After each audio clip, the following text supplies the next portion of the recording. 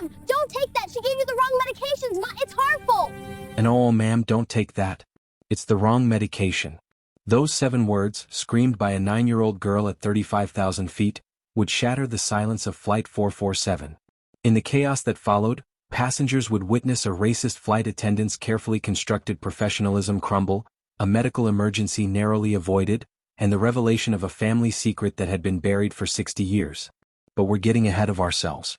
To understand how everything changed on that flight, we need to go back to where it all began, just hours earlier at Lagos International Airport. Her name was Bimbo Adeyemi, and if you had seen her that morning, you might have mistaken her for just another nervous child traveling alone. She was small for 9 years old, with braided hair pulled back neatly and eyes that seemed to take in everything around her with an intensity that made adults uncomfortable. Pinned to her purple backpack was a badge from the Lagos Medical Youth Camp, still crisp and new, something she touched every few minutes as if to remind herself it was real. In her lap, she clutched a certificate, the edges already softening from how tightly she held it. The certificate declared that Bimbo Adeyemi had successfully completed basic first aid training with honors. She was an unaccompanied minor, which meant she wore a bright yellow lanyard that announced to everyone that she was flying alone. The airport staff had been kind, walking her through security, helping her find her gate, but now as she sat waiting to board, the reality of what she was doing began to settle in her stomach like a stone. She was leaving her grandmother Simbi, leaving Lagos, leaving everything familiar to fly back to New York where her mother was waiting. Her mother, Shua, was a nurse at Mount Sinai Hospital, working double shifts to build a life for them in America. Bimbo had spent the entire summer in Lagos with her grandmother, and those 3 months had changed her. Grandma Simbi had always told her she had healing eyes. When Bimbo was little, she thought it was just something grandmothers said, the kind of sweet nonsense that made children feel special. But this summer, something shifted. Maybe it was watching her grandmother treat neighbors with herbs and wisdom passed down through generations. Maybe it was the medical camp her grandmother had insisted she attend, even though Bimbo had complained about spending her summer vacation learning about blood pressure and CPR. Whatever it was, Bimbo had discovered something about herself. She noticed things. Small things. Important things. The way someone's breathing changed when they were in pain. The slight yellow tint in someone's eyes that meant their liver wasn't working right. The tremor in hands that others dismissed as normal aging but that Bimbo recognized as something more serious. Her mother Shua had the same gift. As a nurse, Shua had taught Bimbo from the time she could walk to pay attention, to observe, to question. In their tiny apartment in the Bronx, Shua would quiz her daughter. What do you notice about how I'm standing? What does it mean when someone can't catch their breath after climbing 1 flight of stairs? Why do we check someone's fingernails when we're worried about their heart? These weren't normal conversations between mother and daughter, but then again they weren't a normal family. It had always been just the 2 of them in New York and Grandma Simbi back in Lagos. No father in the picture. No extended family gatherings. Just 3 women across an ocean, connected by phone calls and the money Shua sent home every month. Now Bimbo was heading back to her mother, back to school, back to their small apartment that never quite felt like home the way Grandma Simbi's house did. She touched her medical camp badge again. At least she had this. At least she had learned something real, something valuable. Her grandmother's last words to her still echoed in her ears. Your healing eyes will save someone when they need it most. You'll see. God doesn't give gifts for no reason. Bimbo didn't know how right her grandmother would be. 30 rows ahead in business class, a woman named Sierra Patterson was already settled into her seat, though settled wasn't quite the right word for what she was feeling. At 72 years old, Sierra had learned to carry herself with the kind of quiet dignity that came from years of building a successful real estate empire in Manhattan. She wore expensive clothes but nothing flashy. A simple pearl necklace. A watch that cost more than most people's cars but looked understated on her wrist. Her silver hair was cut in an elegant bob, and her hands, though marked with age spots, were steady as she organized her belongings in the seat pocket in front of her.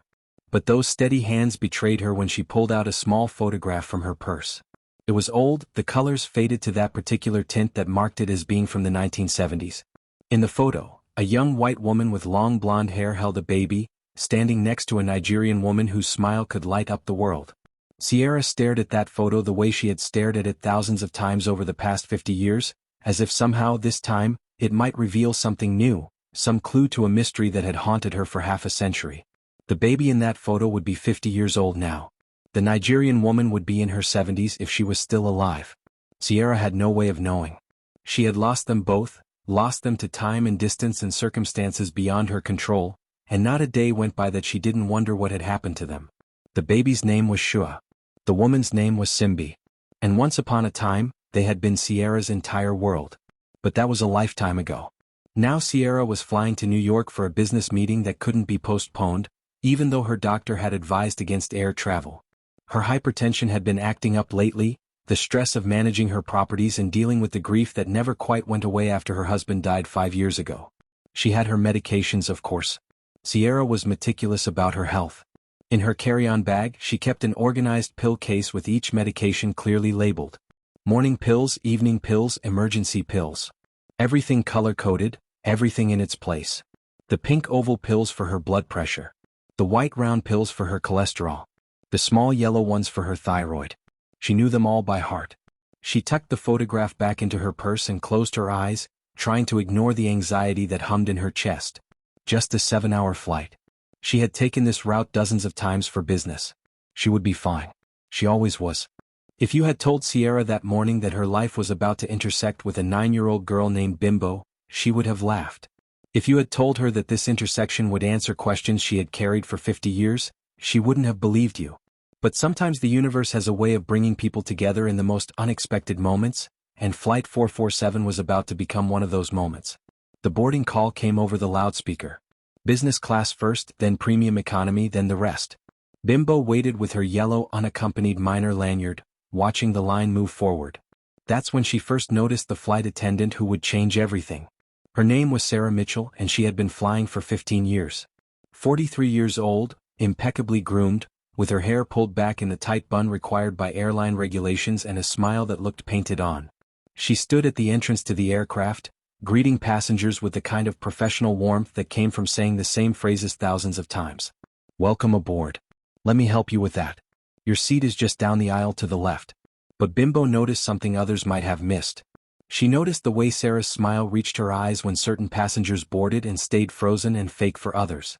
She noticed the way Sarah's tone changed, subtle but distinct, depending on who she was speaking to. When an elderly white couple struggled with their luggage, Sarah jumped to help immediately, her voice dripping with concern. When a young black man asked where his seat was, Sarah pointed vaguely down the aisle without making eye contact, her words clipped and dismissive. Bimbo had seen this before. Her mother had taught her to recognize it. The microaggressions, Shua called them. Small acts of disrespect that people tried to pretend weren't about race but always were. The way security guards followed you in stores. The way teachers called on other students even when your hand was raised first. The way some white people touched black children's hair without asking, as if their bodies were public property. Bimbo was only 9, but she had already collected enough of these moments to fill a book. As Bimbo approached the aircraft entrance with the airport staff member escorting her, she saw Sarah's expression change. The smile tightened. The eyes narrowed just slightly. Sarah looked at Bimbo's yellow lanyard and let out a small sigh that she didn't bother to hide. Unaccompanied minors always cause problems. Sarah didn't say it loudly, but she said it to Lincoln, the other flight attendant standing nearby. Lincoln was a 30-year-old black man who had been flying for 5 years, and he had worked with Sarah enough times to recognize the pattern. He said nothing, just gave Bimbo a kind smile and helped her find her seat in economy, near the galley where they could keep an eye on her as regulations required. But he noticed. He had been noticing for years. The way Sarah fawned over certain passengers and barely acknowledged others. The way her helpfulness seemed to correlate directly with the skin color of the person asking for help. Lincoln had reported it once 2 years ago, and had been told that without concrete evidence of discrimination, there was nothing the airline could do. Sarah was too careful, too professional, too good at hiding her racism behind policy and procedure. So Lincoln had stopped reporting it and started documenting it instead, waiting for the day when Sarah's mask would finally slip completely. Today would be that day. Bimbo settled into her economy seat, 32B, a middle seat that felt like a cage. She put her backpack under the seat in front of her, keeping her medical camp certificate in her lap like a security blanket. Around her, passengers shuffled in, stowing luggage, arguing over armrests, complaining about legroom. But Bimbo wasn't paying attention to any of that. Her seat was positioned just right so that she could see through the galley into business class, and her eyes kept drifting to the elderly white woman she had noticed earlier. There was something about the way the woman held herself, something about the sadness in her eyes that made Bimbo want to help her, though she couldn't have explained why. Sarah moved through the cabin with practiced efficiency, checking seatbelts, demonstrating safety procedures, offering champagne and warm towels to business class passengers. When she reached Sierra, her voice went warm and solicitous. "Can I get you anything before we take off? You look lovely today, by the way. That necklace is gorgeous." Sierra smiled politely and requested water, which Sarah brought immediately in a proper glass, not the plastic cup economy passengers received. Sarah even added a slice of lemon without being asked. Meanwhile, Bimbo raised her hand timidly, trying to get Sarah's attention as she passed by her row. "Excuse me, miss? Could I please have some water?" Sarah barely glanced at her. "Once we're in the air. We're still boarding." "But you just gave that lady water," Bimbo said, not rudely, just confused. Sarah's jaw tightened. "That's business class. They get different service. Now buckle your seatbelt and be patient." She walked away before Bimbo could respond. Bimbo sank back into her seat, her cheeks burning with embarrassment and something else. Anger. Hurt. The familiar sting of being treated as less than. She looked down at her medical camp certificate and thought about what her grandmother always told her. "Don't let small people make you feel small. You have healing eyes. You have purpose. Remember that." Bimbo took a deep breath and decided to remember. The plane pushed back from the gate. The safety video played on screens throughout the cabin. The engines roared to life. And as Flight 447 lifted off the runway in Lagos, climbing up through the clouds toward New York, none of the 312 people on board had any idea that they were about to witness something extraordinary. They didn't know that racism and miracle were about to collide at 35,000 feet. They didn't know that a 9-year-old girl's summer at medical camp was about to be the difference between life and death. And they certainly didn't know that a family torn apart by an ocean in 50 years was about to be reunited in the most unexpected way possible. If this story is already pulling at your heart, hit that subscribe button now, because what happens next will absolutely shock you. And here's a question for you. Have you ever witnessed someone being treated differently because of their race? Drop your experience in the comments below. Now let's get back to Flight 447, because the turbulence is about to begin. For the first hour of Flight 447, Bimbo tried to be patient. She really did. She sat in her middle seat, 32B, squeezed between a businessman who had fallen asleep the moment the plane leveled off and a woman who kept her headphones on and her eyes closed, clearly signaling she wanted no interaction. Bimbo didn't mind being ignored by her seatmates. What bothered her was being ignored by Sarah. The seatbelt sign had turned off 20 minutes ago. Around her, passengers were getting up, stretching, visiting the bathroom, asking flight attendants for drinks and snacks. The galley was just 2 rows ahead, and from her position, Bimbo had a clear view into business class. She could see Sarah moving through that cabin like a dancer, graceful and attentive, stopping at every row with a smile, offering refreshments, adjusting air vents, bringing blankets and pillows without being asked. Sarah seemed to anticipate what the business class passengers needed before they even knew they needed it. Bimbo raised her hand as Sarah passed by her row, heading back to the galley. The flight attendant's eyes swept over her as if she were invisible. "Excuse me," Bimbo tried again, her voice small but polite. "Could I please have some water?" Sarah kept walking. She disappeared into the galley, and Bimbo heard her laughing with Lincoln about something, their voices carrying over the hum of the engines. Bimbo waited. 5 minutes passed. Then 10. She was so thirsty. The air in the plane was so dry it made her throat hurt, and she had finished the small cup of juice they had given her during the meal service an hour ago. Finally, Sarah emerged from the galley carrying a tray with champagne glasses, clearly heading back to business class. Bimbo unbuckled her seatbelt and stood up in the aisle, directly in Sarah's path. The 9-year-old had to look up to meet the flight attendant's eyes, but she tried to stand tall, the way her mother taught her. "Excuse me, miss. I've asked 3 times now. Could I please have some water? Just a cup of water?" Sarah stopped, and for a moment, Bimbo thought she had finally gotten through. But the look on Sarah's face wasn't kind. It was annoyed, barely concealing irritation behind a thin veneer of professionalism.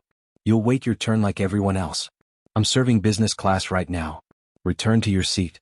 "But I've been waiting for an hour," Bimbo said, not trying to be difficult, just trying to understand. "I just need water. Please." Sarah's smile was cold. "Young lady, when you pay for a business class ticket, you can get immediate service. Until then, you wait. Now sit down before you get hurt when we hit turbulence." The way she said it made Bimbo feel small. Not small in size, though she was that too. Small in worth. Small in importance. Like she didn't matter enough to deserve a simple cup of water. Bimbo sat back down, her face hot with shame and anger. She watched through watery eyes as Sarah delivered champagne to business class passengers, her voice suddenly warm and syrupy sweet, apologizing for the slight delay, making sure everyone was comfortable. When Sarah reached Sierra's seat, she didn't just hand over the champagne. She stopped to chat, commenting on Sierra's book, asking if the temperature was comfortable, offering a warm towel. Sierra accepted graciously, though Bimbo noticed something that Sarah apparently didn't. The elderly woman's hand trembled slightly as she took the champagne glass. There was a sheen of perspiration on her forehead that hadn't been there before. And every few minutes, Sierra's free hand would move to her chest, pressing there gently as if trying to relieve some discomfort. Bimbo's medical camp training kicked in automatically. Those were signs. Signs of what, exactly, she wasn't sure, but they were signs that something wasn't right. She leaned forward in her seat, trying to get a better view. The businessman next to her snored. The woman with headphones shifted in her sleep. But Bimbo was wide awake now, her healing eyes focused entirely on Sierra. The plane suddenly lurched. Not violently, but enough that passengers gasped and grabbed their armrests. The turbulence warning came over the intercom, the captain's voice calm but firm, asking everyone to return to their seats and buckle up. Sarah quickly collected the champagne glasses she had just distributed and secured the galley. Lincoln came through the cabin, checking seatbelts, his movements efficient and practiced.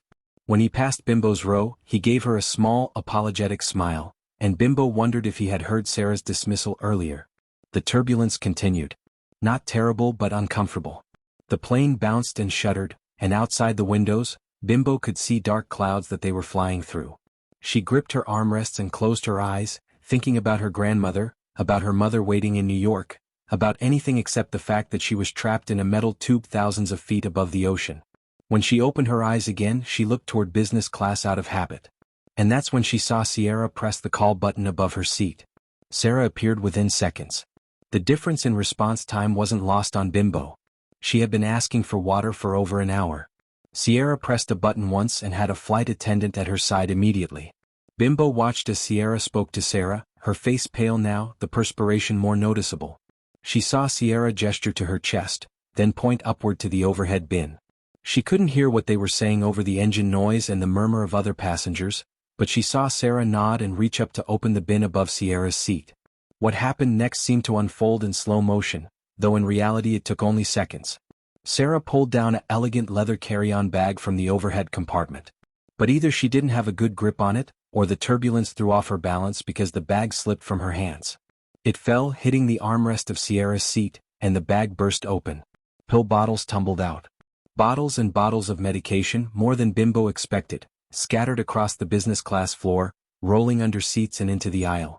Some of the bottles popped open on impact, and pills of various colors and shapes spilled out, mixing together in a constellation of white and pink and yellow and blue across the dark carpet.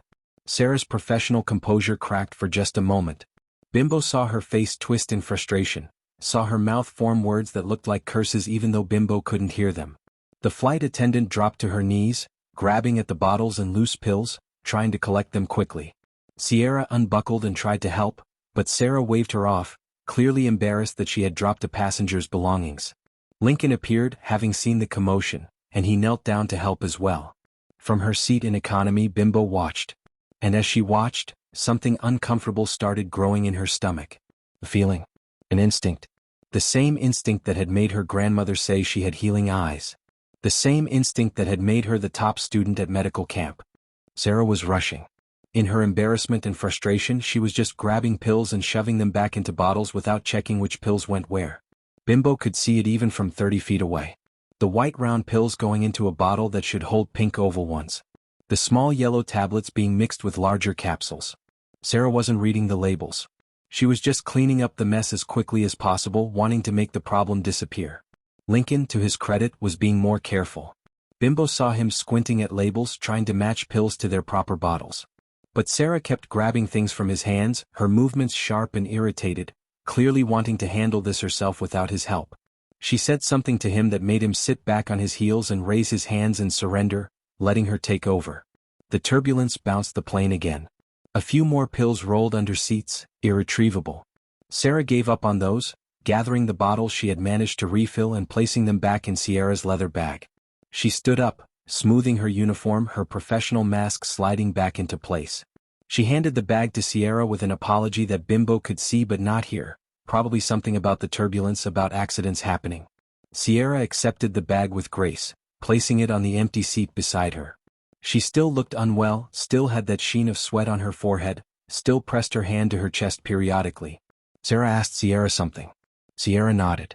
Sarah reached into the leather bag and pulled out one of the pill bottles. She shook out a single pill into her palm, a white round pill, and handed it to Sierra along with a glass of water that she retrieved from the galley. Sierra took both, the pill resting in her palm as she prepared to take her medication. And that's when every alarm bell in Bimbo's head started ringing at once. The pill was wrong. She knew it was wrong. She didn't know how she knew, but she knew with the same certainty that she knew her own name. That white round pill was not a blood pressure medication. She had just spent an entire summer learning about medications at medical camp. They had done whole days on cardiovascular drugs, on diabetes medications, on thyroid treatments. She had memorized shapes and colors because her instructor said that someday, knowing the difference between a round pill and an oval pill could save someone's life. This was that someday. Bimbo watched in horror as Sierra raised the pill toward her mouth. The elderly woman was about to swallow it. She was seconds away from taking the wrong medication that Sarah had grabbed in her rushed, careless cleanup, medication that could hurt her or worse. And no one else seemed to notice. No one else was paying attention. The businessman next to Bimbo was still sleeping. The woman with headphones was still in her own world. The other passengers were reading or watching movies or dozing. Only Bimbo saw. Only Bimbo knew. And in that split second she had to make a choice. She could stay in her seat. She could mind her own business. She was just a 9-year-old girl. Who would listen to her? Sarah certainly hadn't listened when she asked for water. Why would anyone listen if she claimed to know about medications? She would probably get in trouble. She would probably be told to sit down and be quiet, the way children are always told to sit down and be quiet when adults are handling things. But her grandmother's voice echoed in her head. Your healing eyes will save someone when they need it most. You'll see. God doesn't give gifts for no reason. And her mother's voice from all those quizzes in their tiny Bronx apartment. When you see something wrong, what do? You speak up. Always. Even when it's hard. Especially when it's hard. Bimbo unbuckled her seatbelt. She pushed past the businessman who woke with a startled grunt. She stumbled into the aisle, her small body fighting against the turbulence that was still rocking the plane. She ran forward, her legs pumping, her heart pounding, her medical camp certificate falling from her lap and fluttering to the floor behind her, forgotten. She ran past economy passengers who looked up in surprise. She ran past the galley where Lincoln was standing. She ran into business class where she didn't belong, where economy passengers weren't supposed to go. And she screamed. She screamed with every bit of air in her 9-year-old lungs, loud enough to be heard over the engines, loud enough to make everyone in business class turn and stare. And oh, ma'am, don't take that. It's the wrong medication. The effect was instantaneous. Sierra froze, the pill inches from her lips. Business class passengers jolted in their seats, craning to see the source of the commotion. Sarah spun around, her face transforming from surprise to fury in half a second. And Bimbo, breathless and terrified but absolutely certain she was right, stood in the business class aisle with her finger pointed at Sierra's hand. For one heartbeat, nobody moved. The plane continued its turbulent bounce through the clouds. The engines hummed their constant drone. But inside that cabin, time seemed to stop, everyone frozen in a tableau of shock. Then Sarah moved. She crossed the aisle in 3 quick steps, grabbing Bimbo by the shoulder, her fingers digging in hard enough to hurt. Young lady, return to your seat immediately. Her voice was low and dangerous, the professional veneer completely gone now, replaced by raw anger. You cannot run through the cabin screaming during turbulence. What is wrong with you? But Bimbo didn't move. She couldn't move. She kept her eyes locked on Sierra, kept her finger pointing at that white round pill. That's the wrong pill. She said it again, her voice shaking but determined. That's not for blood pressure. Sarah's grip tightened on her shoulder. How would you know? She practically spat the word you, loading it with so much contempt that several passengers gasped. You're a child. You don't know anything about medication. This is completely unacceptable behavior. Sierra, for her part, had lowered her hand, the pill still resting in her palm. She looked at Bimbo with an expression that was hard to read. Confusion, certainly. Maybe curiosity. But also something else. A flicker of doubt. Because the truth was, Sierra hadn't actually looked at the pill before she was about to take it. She had trusted Sarah to hand her the right medication. But now, looking at it for the first time, something about it did seem off. Sarah wasn't finished. She yanked Bimbo backward toward economy, her voice rising. Sit down before I report you. You're causing a disturbance. Do you understand how serious this is? You could be banned from flying. I went to medical camp. Bimbo's voice cracked, but she pushed through it. That pill is white and round. It looks like metformin. That's for diabetes, not blood pressure. Her blood pressure pills should be pink and oval-shaped. I saw them scatter when you dropped the bag. I saw you putting pills back without checking the bottles. The silence that followed was deafening. Every passenger in business class was listening now, many of them pulling out phones, starting to record. Sarah's face went from angry to pale in an instant. Lincoln, who had been frozen in the galley entrance, now started moving forward, his expression serious. This is ridiculous, Sarah said, but her voice had lost some of its conviction. She turned to Sierra, forcing a smile that looked more like a grimace. Ma'am, I apologize for this child's behavior. Please take your medication. You said you were feeling dizzy. You need it? But Sierra wasn't looking at Sarah anymore. She was looking at the pill in her hand, really looking at it. Then she reached for her leather bag, pulling out the pill bottle that Sarah had taken this from. She held it up to the light, reading the label carefully. Her expression changed. Her hand started to shake. This is metformin, she said quietly. This isn't my blood pressure medication. The words hit the cabin like a bomb. Passengers gasped. Someone cursed. The person recording on their phone zoomed in closer. And Sarah's face went from pale to red, her mouth opening and closing like a fish out of water. It came from your bag. Sarah's voice was defensive now, high-pitched. These are your pills. I just handed you what was in the bottle. But you put them in the wrong bottles, Bimbo said, her voice gaining strength now that she knew she was right.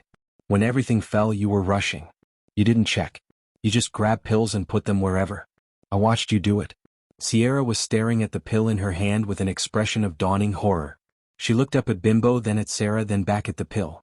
I'm not diabetic, she said, her voice shaking. I don't take metformin.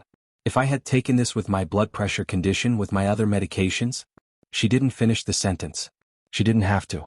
Everyone in that cabin understood what had almost happened. Sierra had high blood pressure. She had just told Sarah she was feeling dizzy, that her blood pressure was acting up. And Sarah had been about to give her diabetes medication that would have lowered her blood sugar dangerously, medication that could have interacted catastrophically with her actual blood pressure drugs, medication that could have sent her into shock at 35,000 feet with hours still to go before landing. The little girl was right. A businessman in the row behind Sierra spoke up, his voice carrying authority. He was recording on his phone. I saw what happened. The flight attendant dropped the bag, the pills scattered, and she rushed putting them back. She didn't check the bottles. The child is absolutely right. Other passengers murmured in agreement. One woman said she had watched the whole thing. Another man, who identified himself as a pharmacist, asked to see Sierra's pill bottles and confirmed that yes, multiple medications had been mixed into wrong containers. The pink oval blood pressure pills were in a bottle labeled for thyroid medication. The white round metformin tablets were in the blood pressure bottle. It was a dangerous mess.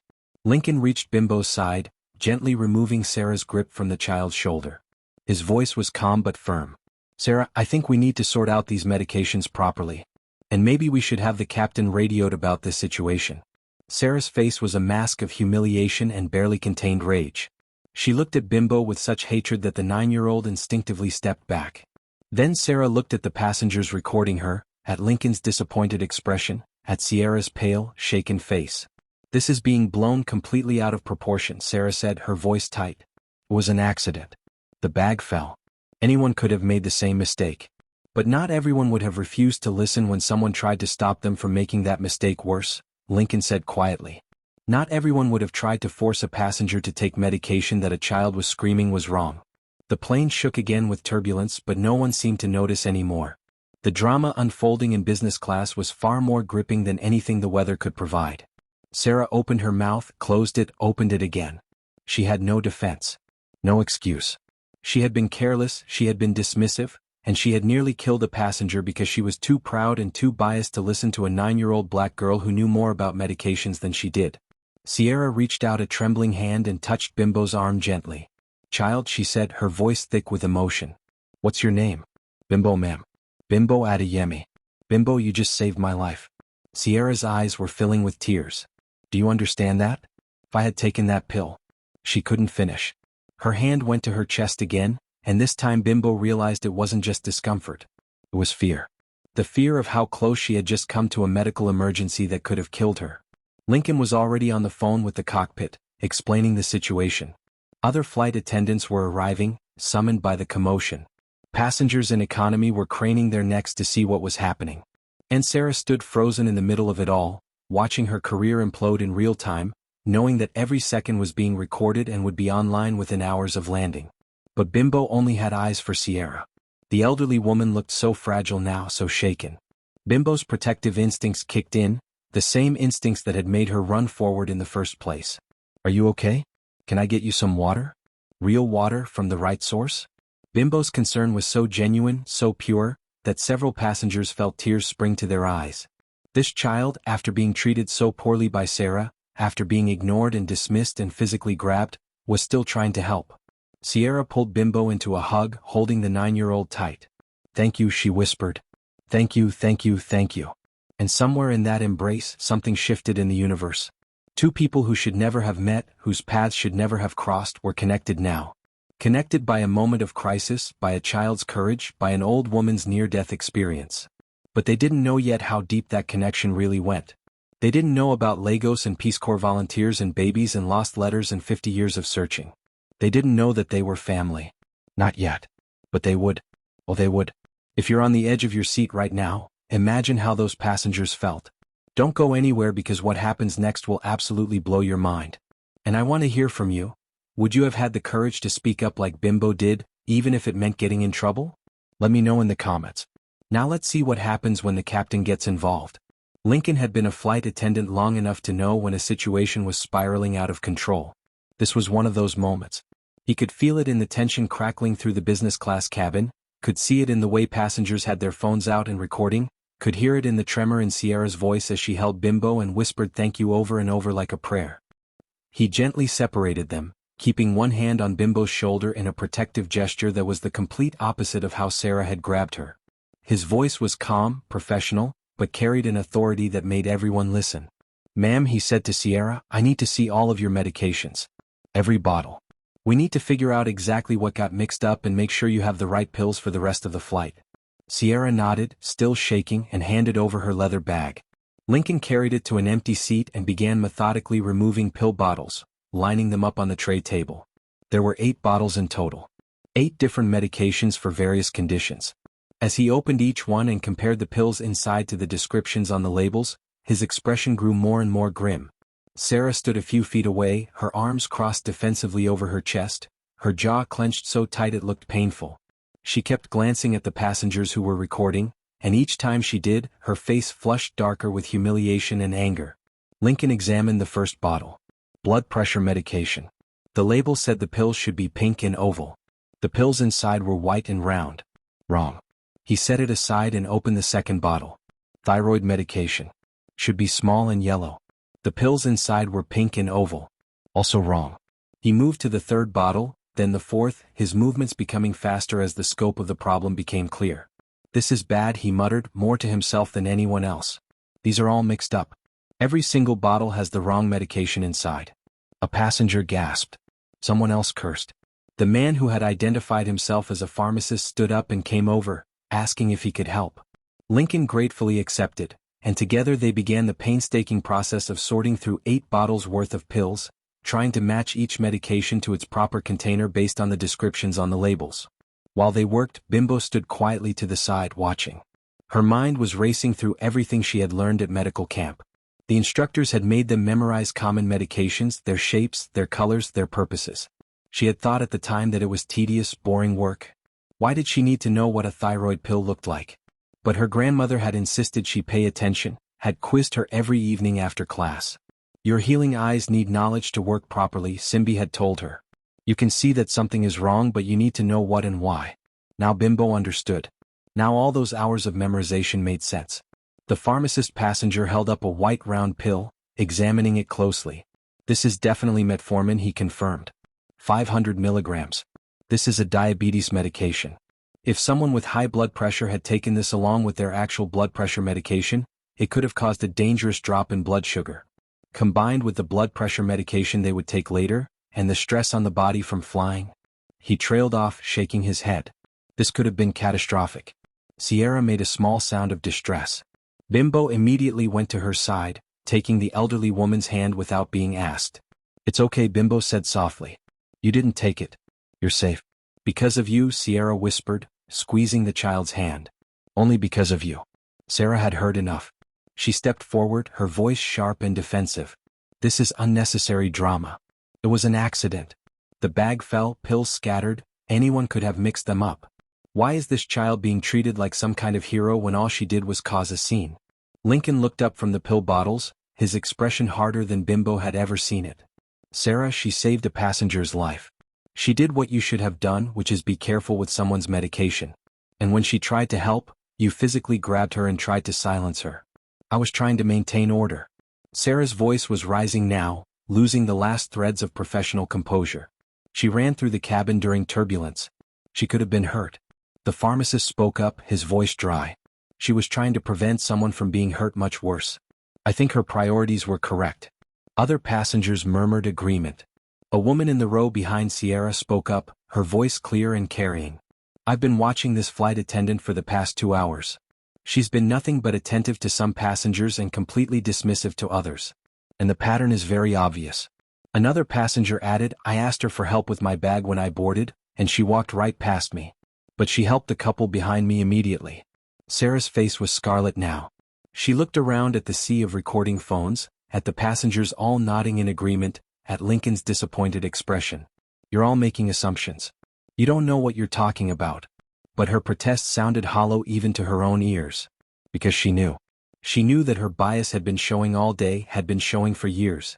She had just always been careful enough that no one could prove it, could point to any single incident and call it discrimination. It was always just small things. A slightly longer response time. A curtness in tone. A rolled eye when she thought no one was looking. Death by 1,000 cuts, subtle enough that when people complained she could claim they were being oversensitive.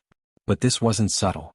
This was a medical emergency that she had nearly caused through her carelessness, and when someone tried to stop her, she had tried to silence them because they were a child and they were black and she didn't believe they could possibly know more than she did. Lincoln and the pharmacist had finished sorting the pills. They had managed to identify most of them and return them to their proper bottles, though a few pills that had rolled under seats were lost forever. Lincoln held up the bottle that was now correctly filled with pink oval pills. "These are your blood pressure pills," he said to Sierra, handing her the bottle along with a sealed cup of water from the galley. "These are the ones you actually need. Would you like to take one now?" Sierra accepted the bottle with trembling hands. "Yes, please. I really don't feel well. My heart is racing. Though I suppose that's more from fear than from my blood pressure at this point." She shook out one pink oval pill, examined it carefully to make absolutely certain it was correct, and then swallowed it with the water. Lincoln waited until she had finished, then gathered all the medication bottles back into her bag, making sure each one was clearly labeled and explaining which pills were in which bottle so there would be no further confusion. While this was happening, someone up front had contacted the cockpit. Bimbo heard the intercom crackle to life, and a voice that sounded different from the automated announcements asked if everything was all right in the cabin, if they needed to make an emergency landing. Lincoln went to the phone, spoke quietly for a moment, then hung up and announced that the captain was coming back to assess the situation personally. Captain George Okonkwo emerged from the cockpit 3 minutes later. He was a tall Nigerian man in his 50s, with gray threading through his hair and the kind of presence that commanded immediate respect. His uniform was immaculate, his expression serious as he took in the scene before him. An elderly white woman looking shaken and pale, a small black girl standing protectively beside her, a flight attendant who looked like she wanted to disappear into the floor, and at least a dozen passengers with their phones out recording everything. "Someone tell me what happened," he said, his voice carrying an accent that made Bimbo's heart ache for home. "The truth, please. All of it." There was a moment of silence, everyone looking at each other, no one quite sure where to start. Then Lincoln stepped forward and explained, his account precise and damning. He described how Sarah had dropped Sierra's bag, how the medications had scattered, how Sarah had rushed to clean them up without properly checking which pills went into which bottles. He described how Bimbo had watched from economy, had seen what was happening, had tried to stop Sierra from taking the wrong medication. He described how Sarah had grabbed Bimbo, had tried to silence her, had dismissed her warnings even as the child explained her medical training. Lincoln's voice was steady throughout, but there was an undercurrent of anger that everyone could hear. When he finished, Captain George turned to Sarah.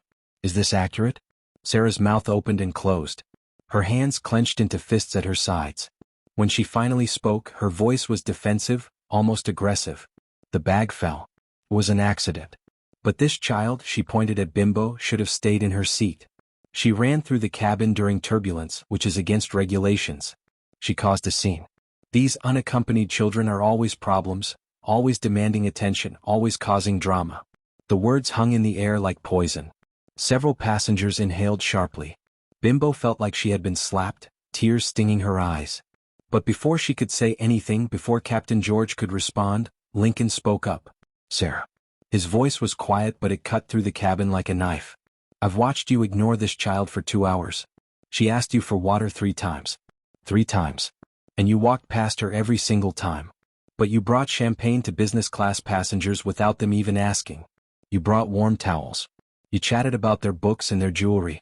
This child asked for water and you told her to wait her turn like everyone else. That's my job, Sarah snapped. Business class gets premium service. She asked for water, Sarah. Water. Not champagne. Not a hot meal. Water. And you couldn't be bothered to bring a 9-year-old child a cup of water for 2 hours. Another voice joined in. Isaac Chin, a black businessman in his 40s who had been sitting quietly in business class working on his laptop, stood up. He was wearing an expensive suit, his laptop bag clearly designer. He looked at Sarah with an expression of weary recognition. I've noticed the same pattern, he said. I'm in business class, so she has to serve me. But the difference in how she speaks to me versus how she speaks to white passengers is striking. Short answers. No smile. No small talk. Meanwhile, she's asking the woman across the aisle about her grandchildren and complimenting the man behind me on his watch. I fly a lot. I know what discrimination looks like. This is it. More passengers were nodding now. A young black woman in economy called out that Sarah had rolled her eyes when she asked for a blanket. An older black man said Sarah had sighed dramatically when he needed help with his bag. The stories came tumbling out, one after another, a pattern so clear it couldn't be denied. Sarah's face cycled through emotions. Humiliation. Anger. Desperation. She looked at Captain George, seemed to realize he wasn't going to defend her, and something inside her snapped. The professional mask shattered completely. I don't have to explain myself. Her voice was shrill now. I know who deserves attention. I know who's going to be a problem and who isn't. I've been doing this job for 15 years. I know how to read people. And how exactly do you read people, Sarah? Captain George's voice was dangerously quiet. What tells you who deserves attention and who doesn't? Sarah's mouth snapped shut. She seemed to realize what she had just said, what she had just implied. But it was too late. The words were out there, recorded on a dozen phones, heard by a cabin full of witnesses. She had as good as admitted that her service was based on her assessment of who deserved it, and everyone in that cabin knew exactly what criteria she was using. The silence was deafening. Even the engine noise seemed to fade away. Everyone was staring at Sarah, watching her implode, watching 15 years of carefully hidden racism suddenly exposed in one catastrophic moment. Captain George's expression was stone. We will be discussing this in detail when we land. For now, you're relieved of duty. Go to the crew rest area and stay there until we reach New York. Lincoln will take over your responsibilities. Sarah opened her mouth to argue, then seemed to think better of it. She turned on her heel and stalked toward the back of the plane, her posture rigid with fury and humiliation. As she passed Bimbo, she gave the child a look of such pure hatred that several passengers moved instinctively to shield the 9-year-old. Then she was gone, disappearing behind the curtain that separated business class from the crew areas. Captain George watched her go, then turned to Bimbo. He knelt down so he was at eye level with her, his stern expression softening. What's your name, little one? Bimbo, sir. Bimbo Adeyemi. Bimbo's voice was small, overwhelmed by everything that had just happened. Adeyemi, Captain George repeated and smiled. A good Yoruba name. You're Nigerian? Bimbo nodded. From Lagos, sir. I've been visiting my grandmother. I'm going back to New York where my mama lives. And your mama would be very proud of you right now, Captain George said firmly. What you did today took tremendous courage. You saw something wrong and you spoke up even when an adult tried to silence you. That's not easy for anyone and especially not for a child. You should be very proud of yourself. Bimbo felt tears running down her cheeks, but they were different tears now. Not tears of hurt or fear, but tears of relief and validation. For 2 hours she had been made to feel small and unimportant. Now a captain was kneeling before her, telling her she had done something brave. Now a cabin full of strangers was looking at her with admiration instead of annoyance. "You saved my life," Sierra said again, her own voice thick with emotion. She reached out and pulled Bimbo close, and this time Captain George didn't separate them. He just nodded approvingly and stood, making an announcement to the entire cabin that the situation was under control, that there would be a full investigation, and that he wanted to personally thank the young passenger who had prevented a medical emergency. The cabin erupted in applause. Passengers were standing, clapping, some of them wiping away tears. The businessman who had been sleeping next to Bimbo in economy had woken up and was asking what he had missed. The woman with headphones had pulled them off and was clapping along with everyone else. Isaac pulled out his business card and handed it to Lincoln, saying that he was a civil rights attorney and would be happy to serve as a witness in any investigation or lawsuit that might follow. Captain George returned to the cockpit, and Lincoln took over Sarah's duties with a competence and warmth that made the contrast painfully obvious. He brought Bimbo a full bottle of water without her having to ask, along with a snack pack and an apology on behalf of the airline. He checked on Sierra repeatedly, making sure the correct medication was helping, that her blood pressure was stabilizing, that she had everything she needed. But Sierra barely noticed Lincoln's attention. All of her focus was on Bimbo. She kept the child close, holding her hand, asking her questions about her life. And that's when everything began to shift. That's when the real miracle of Flight 447 began to unfold. "Tell me more about yourself," Sierra said, her voice still shaky but genuinely curious. "You said you were visiting your grandmother in Lagos?" "Yes, ma'am," Bimbo answered. "I spent the whole summer with her. My mama, she works a lot in New York. She's a nurse at Mount Sinai Hospital. So every summer I go stay with Grandma Simbi in Lagos." Sierra's entire body went rigid. Her hand, which had been holding Bimbo's loosely, suddenly gripped tight. Her face, which had been regaining some color after taking her medication, went pale again. Her lips formed a word, but no sound came out at first. What did you say your mother's name was?" "Shua," Bimbo repeated, not understanding the sudden change in Sierra's demeanor. "Shua Adeyemi. She came to America 15 years ago to become a nurse. She's really good at her job. She helps a lot of people." Sierra's free hand went to her chest, but this time it wasn't because of her blood pressure. It was shock. Pure, absolute shock. Her breathing became shallow. "And your grandmother, you said her name is?" "Simbi." Bimbo was getting worried now. "Grandma Simbi Adeyemi. Ma'am, are you okay? Should I get Lincoln? Do you need more medicine?" But Sierra wasn't listening. She was fumbling in her purse with shaking hands, pulling out a wallet. From the wallet, she extracted a photograph, old and faded, the edges worn from years of handling. She held it up with trembling fingers, staring at it, then at Bimbo, then back at the photograph. Bimbo looked at the picture. It showed a young white woman with long blonde hair, much younger than Sierra but with the same eyes, the same elegant bone structure. The young woman was holding a baby, maybe 1 or 2 years old, and standing next to them was a Nigerian woman whose smile lit up the photograph even through the faded colors. Who is that?" Bimbo asked, though something in her chest was tightening, some instinct telling her this was important, this was big. Sierra's voice was barely a whisper. "That's me. 50 years ago. That's me in Lagos in 1973.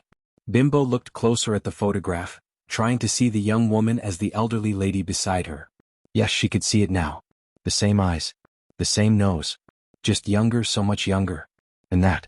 Sierra's finger traced over the Nigerian woman in the photograph, and Bimbo's heart stopped because she recognized that smile, recognized that face, had seen it every day for 3 months. "That's Grandma Simbi," Bimbo whispered. Sierra nodded, tears streaming down her face now. "That's Simbi. My friend. My sister. And that baby she's holding, that baby is your mother." The world seemed to tilt. Bimbo stared at the photograph, at the baby in the young Sierra's arms, trying to comprehend what she was being told. That baby was her mama? This white woman had held her mama as a baby? You knew my mama? You knew my grandma? Sierra was openly sobbing now, 50 years of grief and loss and longing pouring out of her. "I knew them. I loved them. Simbi was my best friend when I was in the Peace Corps. I was there when your mother was born. I helped raise her for the first 2 years of her life. I was family." Other passengers were watching this exchange in stunned silence. Lincoln had moved closer, sensing something profound was happening but not quite understanding what. Bimbo felt like her brain was short-circuiting, trying to process this impossible information. But Grandma Simbi never mentioned. I mean, she talks about her friend from America, the one who disappeared, but Bimbo's eyes widened. Sister Sierra. She calls you Sister Sierra. The one who went back to America and she could never find again. That's me, Sierra choked out. I tried to stay. God, I tried so hard to stay. But my visa expired. I had to leave. I wrote letters. So many letters. But they stopped being answered. Your grandmother moved and I couldn't find her. I spent 50 years wondering what happened to them. 50 years carrying this photograph and praying they were okay. She pulled Bimbo into her arms, holding the child like she was precious, like she was a miracle.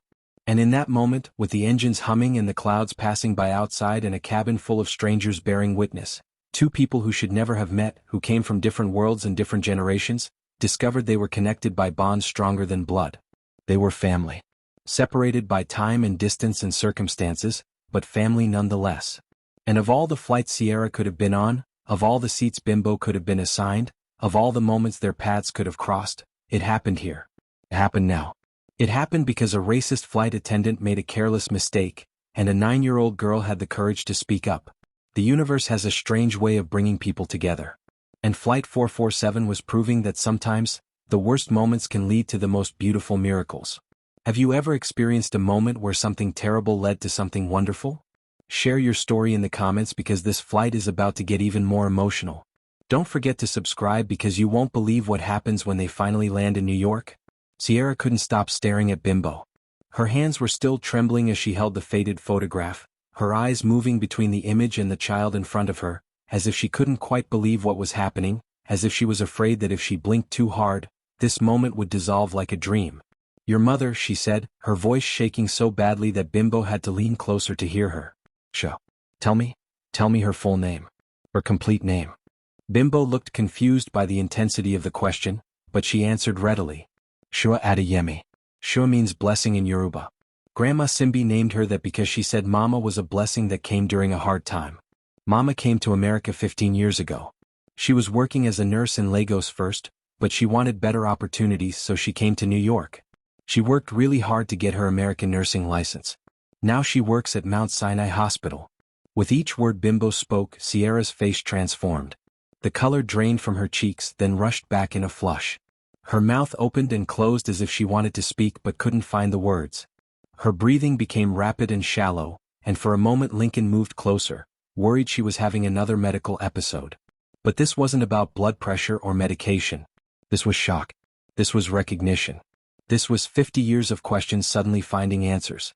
And your grandmother, Sierra managed to choke out, tears already forming in her eyes, spilling over, running down her face unchecked.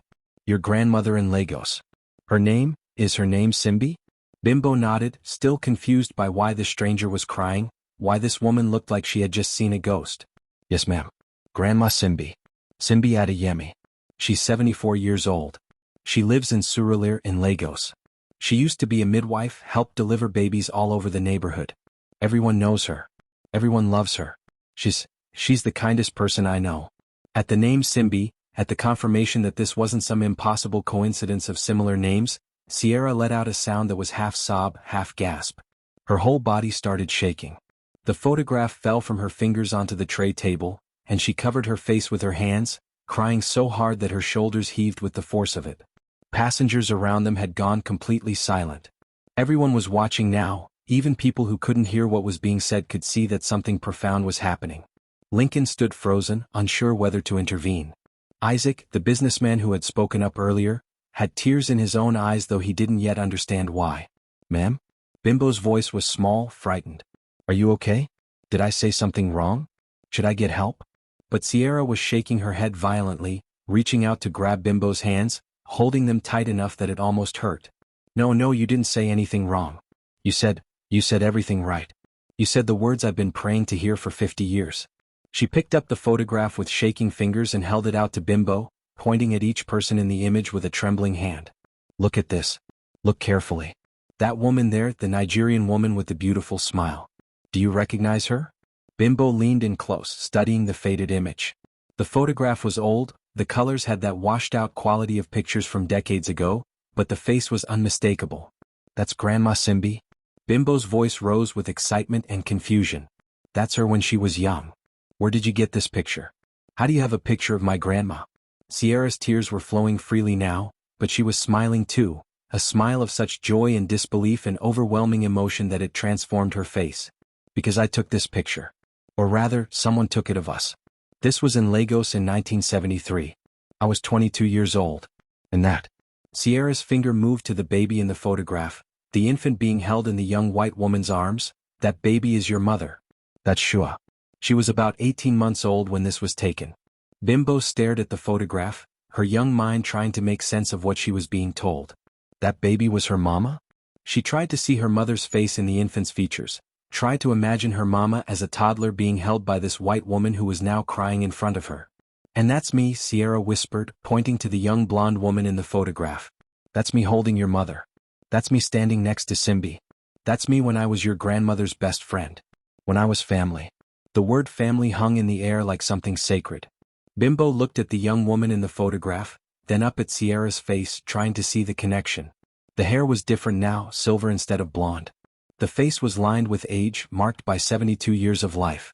But the eyes were the same. The shape of the face was the same. This was the same person, just decades older. You. Bimbo's voice was barely a whisper. You knew my mama when she was a baby? I didn't just know her, Sierra said, her voice breaking. I helped raise her. I was there the day she was born. I held her when she cried. I fed her. I changed her. I sang her to sleep. I loved her like she was my own daughter. The cabin had gone so quiet that you could hear the subtle change in engine pitch, could hear someone's phone camera clicking as they recorded this moment. Lincoln had pulled out tissues and was offering them to Sierra, who took them gratefully but couldn't stop crying long enough to use them. I don't understand, Bimbo said, and her own eyes were welling up now, feeding off Sierra's emotion even though she didn't fully comprehend what was happening. How do you know my family? Why haven't I heard about you? And that question, innocent as it was, seemed to break something open in Sierra. She pulled Bimbo closer, holding the child's hands like a lifeline, and began to speak. The story poured out of her in a rush, 50 years of grief and loss and longing, finding voice after being locked away for so long. I was 21 years old when I joined the Peace Corps, she began, her voice steadying slightly as she fell into the rhythm of storytelling. It was 1972. I had just graduated from college and I wanted to do something meaningful with my life. I wanted to help people. I wanted to see the world. So I signed up for the Peace Corps and they sent me to Lagos, Nigeria. I was supposed to teach English and help with community health education. Bimbo listened, transfixed. Other passengers were leaning in now, making no pretense of not eavesdropping. This was a story too compelling to ignore. I was assigned to work in Surulere, Sierra continued, and a small sob escaped her at the name of the neighborhood, at the memories it evoked. The very first week I was there, I met your grandmother. Simbi was working as a midwife's assistant. She was 24 years old, smart and beautiful and so full of life. She spoke perfect English, which was good because my Yoruba was terrible. She laughed, a sound caught between joy and sorrow. She used to tease me about my accent. She said I spoke Yoruba like a baby goat trying to talk. Despite the tears and the tension, a few passengers smiled at that image. Bimbo could hear her grandmother's voice in that description, could imagine Grandma Simbi laughing at this young American woman's attempts to speak her language. We became friends immediately, Sierra said. Best friends. She showed me around Lagos, introduced me to her neighbors, taught me how to cook jollof rice and egusi soup. I had never met anyone like her. She was so kind, so generous even though she had so little. She lived in a tiny room barely bigger than a closet, but she always insisted I come for dinner. She would give me her only chair and sit on the floor herself. Sierra paused, wiping at her eyes, trying to compose herself enough to continue. But this was the hard part. This was where the story got painful. About 6 months after I arrived, Simbi told me she was pregnant. Her voice dropped, became quiet. The father was a man who had promised to marry her, but when she told him about the baby, he disappeared. Just vanished. In that community at that time, being pregnant without a husband was shameful. Simbi's family was very traditional, very religious. When they found out she was pregnant, they disowned her. Her own mother told her never to come back. Her father said she had brought disgrace on the family name. Bimbo gasped. She couldn't imagine anyone rejecting Grandma Simbi, who was the warmest, most loving person she knew. But Sierra nodded grimly. She had nowhere to go. No money. No family support. She was going to be homeless and pregnant. So Sierra's voice filled with a fierce pride, I told her she was staying with me. I was renting a small apartment from an older Nigerian couple, and I convinced them to let Simbi move in. I told my Peace Corps supervisor that she was my language tutor, that it would help me learn Yoruba better if we lived together. They weren't happy about it, but they allowed it. For the next 6 months we were inseparable. I went to all her prenatal appointments. I held her hand when she was scared. I rubbed her feet when they swelled. I saved up my Peace Corps stipend to buy baby clothes and supplies. And when your mother was born, Sierra's face transformed with the memory, becoming soft and radiant despite the tears. When Shua was born, I was right there in the room. I was the first person to hold her after Simbi. She was so tiny, so perfect. She had a full head of black hair and the loudest cry I had ever heard. And Simbi looked at me and said, "This is our baby. You and me. We're going to raise her together." The tears were flowing again, and now Bimbo was crying too, overwhelmed by the emotion in Sierra's voice, by the weight of this history she had never known. Around them, passengers were wiping their own eyes. The woman across the aisle was openly sobbing. Isaac had his hand over his mouth, his expression one of awe. For 2 years, Sierra continued, we raised Shua together. I would work during the day teaching English, and Simbi would take care of the baby. Then in the evenings, Simbi would go assist the midwife with deliveries and I would watch Shua. We were a family. Not traditional, not what anyone expected, but a family. Simbi was the mother. I don't know what I was. Second mother? Sister? It didn't matter. We loved that little girl with everything we had. Shua's first word was Mama, and she said it to Simbi. But her second word was Sisi, which was what she called me. I taught her to clap her hands. Simbi taught her to dance. I would sing her American lullabies. Simbi would tell her Yoruba folktales. We were happy. God, we were so happy. Then why did you leave? Bimbo's question was soft but pointed. Why didn't you stay? Sierra's face crumpled. I didn't want to leave. I fought to stay. But the Peace Corps service was only 2 years, and when those 2 years were up, I had to come back to America. I tried to extend. I begged them to let me stay longer. But my visa was expiring and there were rules and I had to go. I promised Simbi I would come back. I promised her I would find a way. I applied for every job I could find in Nigeria. I looked into immigration options. But nothing worked out. The jobs wanted people with more experience. The visa requirements were complicated and expensive. And I was broke. The Peace Corps didn't pay much and I had spent everything I had helping Simbi and Shua. So I went back to America, Sierra continued, her voice hollow now with remembered grief. But I wrote. Every week I wrote letters. I sent pictures. I sent money whenever I could afford it. And for the first year, Simbi wrote back. She would tell me about Shua, about how she was growing, about her first steps and her first sentences. She would send me drawings that Shua made, just scribbles really, but I kept every single one. But then the letters stopped coming. I wrote and wrote, but nothing came back. I was worried sick. I thought something had happened to them. I tried calling, but the phone number I had for Simbi's neighbor didn't work anymore. I wrote to the clinic where Simbi worked, but my letters came back marked return to sender. Years later, I found out what had happened. Simbi had moved. The building where we lived together was condemned, and everyone was relocated. She moved to a different part of Surulere, and none of my letters reached her. By the time I found this out, I had no way to track her down. This was before the internet, before Facebook and email and easy international communication. Finding someone in Lagos when you were in New York was nearly impossible. I hired private investigators, Sierra said, and several passengers gasped at that. I spent thousands of dollars over the years trying to find them. But Nigeria is a country of millions of people. Simbi Adeyemi is not an uncommon name. The investigators would find women with that name, but none of them were my Simbi. None of them knew me. None of them had a daughter named Shua. Eventually, I had to accept that I might never find them again. But I never forgot. Never stopped wondering. Never stopped carrying this photograph with me everywhere I went. Sierra touched the faded image with reverent fingers. This and a few letters were all I had left. 50 years. 50 years of wondering if they were okay. If Shua grew up happy. If Simbi ever forgave me for leaving. If they ever thought about me the way I thought about them every single day. Bimbo was sobbing now, understanding the magnitude of what she was hearing. 50 years of grief. 50 years of separation. 50 years of a family torn apart by circumstance and distance. She talks about you, Bimbo said through her tears, and Sierra's head snapped up, her eyes wide with desperate hope. Grandma Simbi talks about you all the time. She calls you Sister Sierra. Sister Sierra who had to go back to America. Sister Sierra who disappeared. She says you were there when Mama was born. She says you helped her when everyone else turned their backs. She says you were the best friend she ever had. Sierra made a sound like all the air had been punched out of her lungs. She remembers me? She talks about me? All the time. Bimbo nodded vigorously, eager to ease this woman's pain. She has a box under her bed. She showed it to me once. It has your letters in it. All of them. She kept every single one. And she has pictures too. Pictures of you and her together. Pictures of you holding Mama. She said she tried to find you too, but she didn't know where you lived in America. She said America was too big and she was too poor to hire people to search. They both tried to find each other.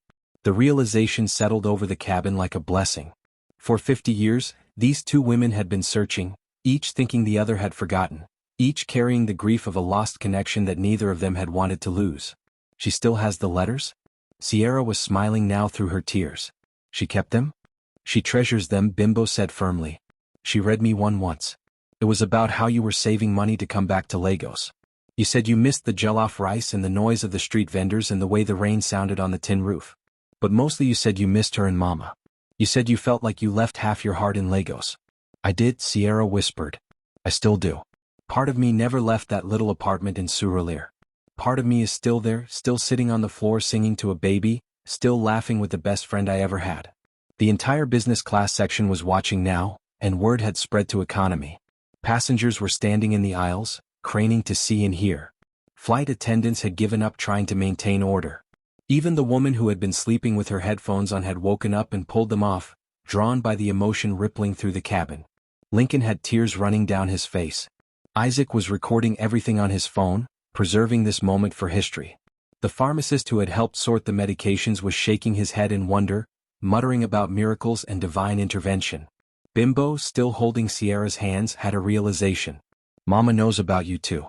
Not as much as Grandma Simbi because Mama was too little to remember you. But Grandma told her stories.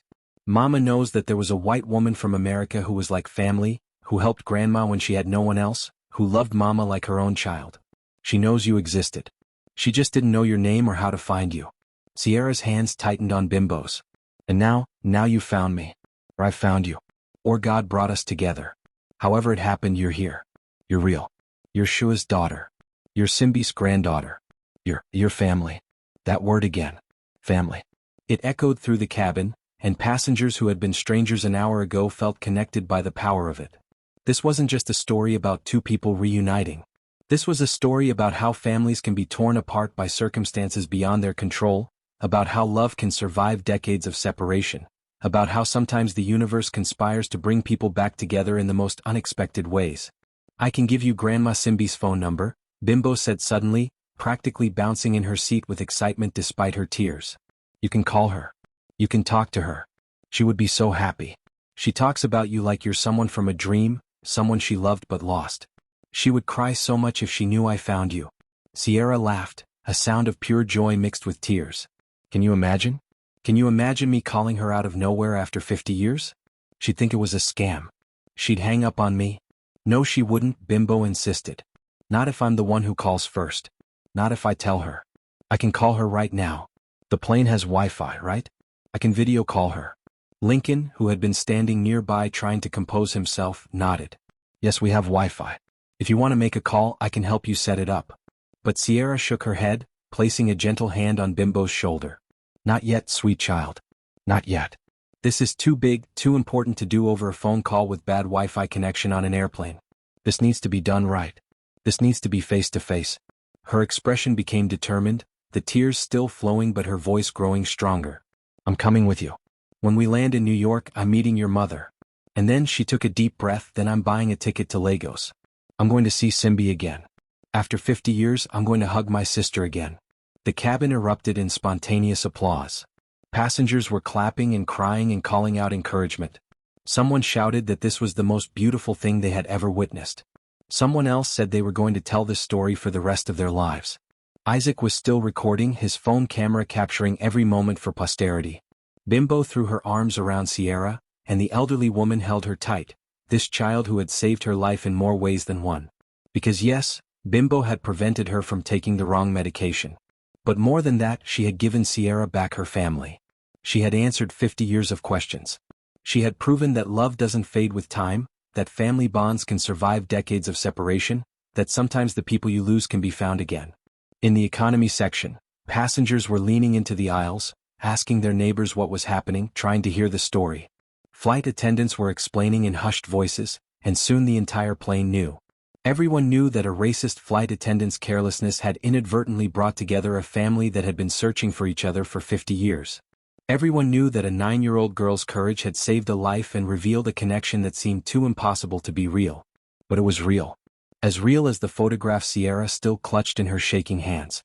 As real as the tears on both their faces. As real as the love that had somehow survived 5 decades, an ocean, and all the ways life tries to tear people apart.